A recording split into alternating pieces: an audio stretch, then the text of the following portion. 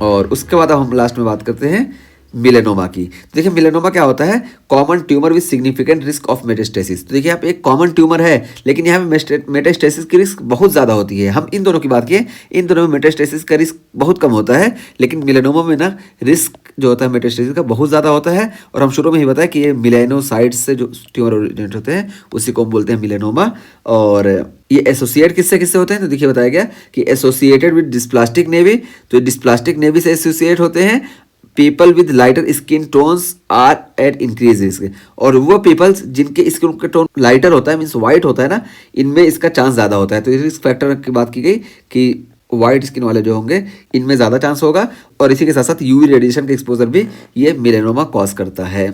और फिर देखिए यहाँ पे depth of tumour correlates with risk of metastasis. देखिए इस लाइन को बताने से पहले हम बताएं कि जो ट्यूमर सेपरेट होता है ना, ये देखिए ट्यूमर मान लो यहाँ पे सेपरेट हो रहा है, ये है तो ट्यूमर हमारा है, तो इसका दो तरीके से सेपरेट हो जाता है, ठीक है। तो एक होता है कि ये जो होता है हॉरिजॉन्टल सेपरेट होता है, मान लो यहाँ पे है तो इधर भी फैलेगा, इधर भी फैलेगा, इधर भी फैलेगा, इधर भी फैलेगा, लेकिन ये स्किन के अंदर डीप ज्यादा नहीं जाएगा, तो इसको हम बोलते हैं रेडियल फेज। और कभी कभी क्या होता है, मान लो ये ट्यूमर है तो ये अंदर, अब स्किन के अंदर ये जाने लगेगा, जब स्किन के अंदर जाने लगेगा इसको हम बोलते हैं वर्टिकल फेज, ठीक है। तो ये वर्टिकल फेज होता है, और ये जो वर्टिकल फेज होता है ना यही ज़्यादा डेंजरस होता है। ये जो हॉरिजॉन्टल फेज होती है ना ये ज़्यादा डेंजरस नहीं होती है। जो वर्टिकल फेज होती है, जो अंदर डीप पेनिट्रेशन जिसमें देखने को मिलता है, ये फेज ज़्यादा डेंजरस होती है। यही यहाँ पे बताया गया कि डेप्थ ऑफ ट्यूमर, कि जब ट्यूमर जितना डीप जाएगा, जिसको हम ब्रिस्लो थिकनेस बोलते हैं, को relate with the risk of metastasis. तो जितना ज़्यादा डीप होगा उतना ज़्यादा हमको मेटास्टेसिस का चांस देखने को मिलेगा। और उसके बाद फिर देखिए यहाँ बताया गया लुक फॉर द ABCDEs। तो हमको अगर मेलानोमा सस्पेक्ट हो रहा है तो हम इस ABCDEs के जरिए हम इसको चेक कर लेंगे। जैसे कोई मोल है ना, तो मोल ये मेलानोमा में कन्वर्ट हो रहा है या नहीं हो रहा, कैसे पता चलेगा, तो यहाँ पे हम ABCDEs देखेंगे तो हमको पता चलेगा कि ये मोल जो है ये मेलानोमा में कन्वर्ट हो रहा है या नहीं हो रहा है। तो देखिए ABCDEs से क्या होगा, एसिमेट्री देखने को मिलेगी, बॉर्डर इरेगुलरिटी देखने को मिलेगी, यानी अगर कोई मोल है और मोल में हमको एसिमेट्री देखने को मिली, बॉर्डर इरेगुलरिटी देखने को मिली, और इस मोल में हमको कलर वेरिएशन देखने को मिला, और डायमीटर इसका मोर देन 6 mm हो गया, और इवोल्यूशन ओवर टाइम ये सब देखने को मिला ना, कि टाइम के साथ इसमें बदलाव देखने को मिल रहा है, तो इसको हम बोलेंगे कि ये मिलेनोमा हो गया। तो जो नॉर्मल मोल है और मिलेनोमा में हम इस ABCDE से डिफ्रेंसिएशन कर लेंगे। और उसके बाद फिर देखिए यहाँ पे बताया गया कि इसके टाइप कितने हैं। तो टाइप यहाँ पे 6-7 टाइप के होते हैं, लेकिन एटलीस्ट 4 डिफरेंट टाइप को यहाँ पे बता दिया गया है, और ये 4 डिफरेंट टाइप इंपॉर्टेंट है, इस वजह से यहाँ पे हम इसको डिस्कस कर लेते हैं। तो देखिए 4 टाइप्स जो है यहाँ पे इंपॉर्टेंट। सबसे पहले यहाँ पे है सुपरफिशियल सेपरेटिंग। तो सुपरफिशियल सेपरेटिंग देखिए हम बताएं कि ये क्या होता है कि मोस्ट कॉमन टाइप होता है, और most common melanoma developing in pre existing mole. तो जो प्री एग्जिस्टिंग मोल होता है, इस प्री एग्जिस्टिंग मोल में जो मिलेनोमा डेवलप होते हैं उसमें मोस्ट कॉमन हमारा ये सुपरफिशियल सेपरेटिंग मिलेनोमा होता है। और यहाँ पे देखिए, ये देखिए प्री एग्जिस्टिंग मोल है। अभी देखिए प्री एग्जिस्टिंग मोल, अब ये जो होता है मिलेनोमा में कन्वर्ट हो जाता है। और हम बताएं कि ये प्री एग्जिस्टिंग मोल मिलेनोमा में कन्वर्ट हो रहा है या नहीं हो रहा है, इसको हम कैसे एसेस करते हैं, तो ABCDE से हम इसको फॉलो करते हैं, ठीक। तो ये हो गया हमारा सुपरफिशियल सेपरेटिंग मिलेनोमा। और दूसरा देखिए हमारे पास है नोडुलर मिलेनोमा। और देखिए नोडुलर मिलेनोमा क्या होता है कि रैपिड वर्टिकल फेज। तो देखिए इसमें हमको वर्टिकल फेज जो होती है, ये देखिए अंदर पेनिट्रेट करेगा, तो इसमें हमको रैपिड वर्टिकल फेज देखने को मिलती है। हम बताया कि जितना ज़्यादा डेप्थ इसकी होगी उतना ज़्यादा इसमें मेटास्टेटिक कैपेसिटी होगी। तो देखिए यहाँ पे रैपिड वर्टिकल फेज है, इस वजह से इसकी प्रोग्नोसिस जो होगी वर्स्ट होगी। और ये देखिए हमें यहाँ पे भी लिख दिया वर्स्ट प्रोग्नोसिस देखने को मिलेगी। और उसके बाद फिर ये देखिए, अच्छा हम दिखा देते हैं, ये देखिए ये हमारा नोडुलर मिलेनोमा है, ठीक है। तो ये नोडुलर मिलेनोमा हो गया। और उसके बाद देखिए हम बात करते हैं लेंटिगो मैलिग्ना मिलेनोमा की। तो देखिए लेंटिगो मैलिग्ना मिलेनोमा, इसको हम बोलते हैं हचिनसंस मिलेनोटिक फ्रिकल, और ये इन सीतु होता है। तो देखिए इन सीतु होगा, इस वजह से इसकी प्रोग्नोसिस होगी बहुत अच्छी होगी। तो बेस्ट प्रोग्नोसिस में हमको देखने को मिलती है। और यहाँ पे देखिए इसको दिखाया भी गया है, ये देखिए ये, ठीक है। और यहाँ से देखिए पूरा ये असर देखने को मिला। तो ये हमारा हो गया लेंटिगो मैलिग्ना।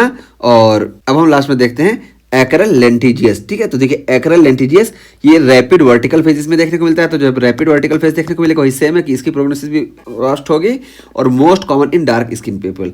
तो डार्क स्किन पीपल में मोस्ट कॉमनली हमको देखने को मिलता है। तो ये 4 टाइप की हम बात कर लीजिए कि ये सुपरफिशियल सेपरेटिंग, नोडुलर, लेंटिगो मैलिग्ना और एक्रल लेंटिजिनियस, ठीक है। तो ये चीज़ हुई। और देखिए इसके बारे में यहाँ पे भी बता दिया गया कि highest prevalence in people with darker skin tones. तो डार्कर स्किन टोन वाले ये मिलेनोमा से ज़्यादा अफेक्टेड नहीं होते हैं, लेकिन अगर अफेक्ट होते हैं ना तो मोस्ट कॉमनली हमको देखने को मिलते हैं एक्रल लेंटिजिनियस में, ठीक है। तो अगर क्वेश्चन हमारे पास आए कि मोस्ट कॉमन मिलेनोमा इन डार्क पॉपुलेशन, तो हम सीधे टिक कर देंगे यहाँ पे एक्रल लेंटिजिनियस, ठीक है। तो ये हमारा हो गया क्वेश्चन। और उसके बाद फिर यहाँ पे देखिए यही दिखाया गया है, ये देखिए ये, ठीक है, ये हो गया।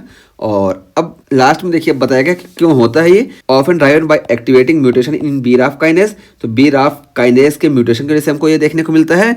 और देखिए primary treatment is excision with appropriately wide margin, तो देखिए यहाँ पे प्राइमरी ट्रीटमेंट की बात की जा रही है कि यहाँ पे हम एक्सीजन करते हैं, लेकिन वाइड मार्जिन का हमको ख्याल रखना बहुत ज़रूरी है। और वाइड मार्जिन में देखिए हम क्या फॉलो करते हैं, तो NCCN क्राइटेरिया में हम फॉलो करते हैं और हम डेप्थ के बेसिस पे इसको वाइड मार्जिन लेते हैं। तो मान लो डेप्थ हमारी 0.5 mm की है तो हम 0.5 सेंटीमीटर की मार्जिन लेते हैं। और अगर 1 mm का डेप्थ है तो हम 1 सेंटीमीटर की मार्जिन लेते हैं। और देखिए अगर 1 to 2 mm का डेप्थ है तो 1 to 2 सेंटीमीटर की हम मार्जिन लेते हैं। बिल्कुल आसान, देखिए जो है mm में है तो उसको हम फौरन सेंटीमीटर में कन्वर्ट करके मार्जिन बना लेंगे, कितनी मार्जिन हमको लेनी है। और देखिए ये 2 mm से ज़्यादा अगर है ना तो हम 2 सेंटीमीटर का ही लेंगे, ठीक है। तो 2 सेंटीमीटर का ही लेंगे, 2 से ज़्यादा नहीं करेंगे, क्योंकि 2 से ज़्यादा करने का हमको कोई फ़ायदा नहीं मिलता है, ठीक है। अगर 2 से ज़्यादा भी है तो हम 2 ही सेंटीमीटर की मार्जिन लेंगे, इससे ज़्यादा की मार्जिन लेने पर हमें कोई फ़ायदा नहीं मिलेगा। इस वजह से 2 ही सेंटीमीटर की मार्जिन हम यहाँ पे लेते हैं। तो ये हो गया हमारा NCCN क्राइटेरिया। और इसको हम इसके ट्रीटमेंट में इस्तेमाल करते हैं, क्योंकि ट्रीटमेंट में हमारे पास एक्सीजन ही एक ऑप्शन बचता है और एक्सीजन में हम वाइड मार्जिन इस्तेमाल करते हैं। और वाइड मार्जिन को हम NCCN क्राइटेरिया के उस पर निकालते हैं। और ये जितना mm होगा उसी को हम सेंटीमीटर में अगर कन्वर्ट करते हैं तो हमको मार्जिन मिल जाएगी। और देखिए फिर बताया गया कि advanced मिलेनोमा also treated with immunotherapy. तो देखिए एडवांस्ड मिलेनोमा जब हो जाएगा तो इसको हमको इम्यूनोथेरेपी से ही ट्रीट करना पड़ेगा, क्योंकि अगर ये मेटास्टेसाइज वगैरह हो गया तो हम एक्सीजन करके निकाल नहीं सकते। तो हमारे पास ऑप्शन क्या बचा है, तो इम्यूनोथेरेपी करेंगे। और इम्यूनोथेरेपी में हम इपिलिमुमैब देंगे या BRAF इनहिबिटर्स दे देंगे, ठीक है। तो BRAF इनहिबिटर्स को साथ में भी चला सकते हैं या सिर्फ BRAF इनहिबिटर भी दे सकते हैं, जैसे हमारे पास BRAF इनहिबिटर वेमुराफिनिब है, ठीक है। तो ये हमारी ट्रीटमेंट हो गई अगर हम सर्जिकल एक्सीजन नहीं कर पा रहे हैं और एडवांस स्टेज आ जा रही है तो इस तरीके से हमारा ये मिलेनोमा का भी टॉपिक कंप्लीट हुआ। अच्छा, मिलेनोमा में देखिए ये चीज़ हमने बताए थे कि यहाँ पे हमको S100 ट्यूमर मार्कर देखने को मिलता है और ये हमको लाइटर स्किन वाले पीपल्स में ज़्यादा देखने को मिलता है। UV रेडिएशन इसका एक रिस्क फैक्टर है। और डेप्थ ऑफ द ट्यूमर जो होती है यही डिपेंड करती है कि इसकी मेटास्टेसाइज कहाँ होगी और कितना मेटास्टेटिक है, ठीक है, कितना ज़्यादा रिस्क है इसका।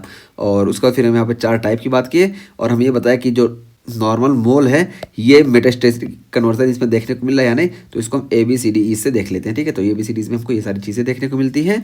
और उसके बाद देखिए हम बताएं कि यहाँ पे हमको BRAF काइनेज म्यूटेशन देखने को मिलता है और यहाँ पे हम ट्रीटमेंट में एक्सीजन करते हैं और वाइड मार्जिन के साथ एक्सीजन करते हैं। और अगर हम एक्सीजन नहीं कर पाए और एडवांस स्टेज आ गई तो यहाँ पे हम इम्यूनोथेरेपी करते हैं और इम्यूनोथेरेपी में इपिलिमुमैब देंगे या तो हम BRAF इनहिबिटर्स दे देते हैं और इसमें हम वेमुराफिनिब का इस्तेमाल करते हैं। तो ये हमारा पूरा स्किन कैंसर कंप्लीट हुआ। अब देखिए यहाँ पे जो शुरू में बताया गया था कि basal cell carcinoma more common above lip, तो ये जो बेसल सेल कार्सिनोमा होता है ना ये लिप के ऊपर ज़्यादा कॉमनली देखने को मिलता है। और ये स्क्वैमस सेल कार्सिनोमा जो होता है ये लिप के नीचे बिलो लिप, हाँ बिलो लोअर लिप, तो लोअर लिप के नीचे ये ज़्यादा कॉमन देखने को मिलता है, ठीक है। तो ये अपर लिप के ऊपर ज़्यादा देखने को मिलता है, ये लोअर लिप के नीचे ज़्यादा देखने को मिलता है। और पता है कि ये सन एक्सपोजर से स्ट्रांगली एसोसिएट होता है। और यहाँ पे देखिए स्क्वैमस सेल कार्सिनोमा में हम बात किए थे कि मार्जुलिन अल्सर देखने को मिलता है। तो मार्जुलिन अल्सर ये स्क्वैमस सेल कार्सिनोमा टाइप का ही नहीं देखने को मिलता है, बल्कि मार्जुलिन अल्सर जो होता है ये बेसल सेल कार्सिनोमा में भी कन्वर्ट होता है, ठीक है। तो ये मार्जुलिन अल्सर बस फीचर है, मोस्ट कॉमनली हमको स्क्वैमस सेल कार्सिनोमा में देखने को मिलता है, लेकिन मार्जुलिन अल्सर हमको बेसल सेल कार्सिनोमा में भी देखने को मिल सकता है।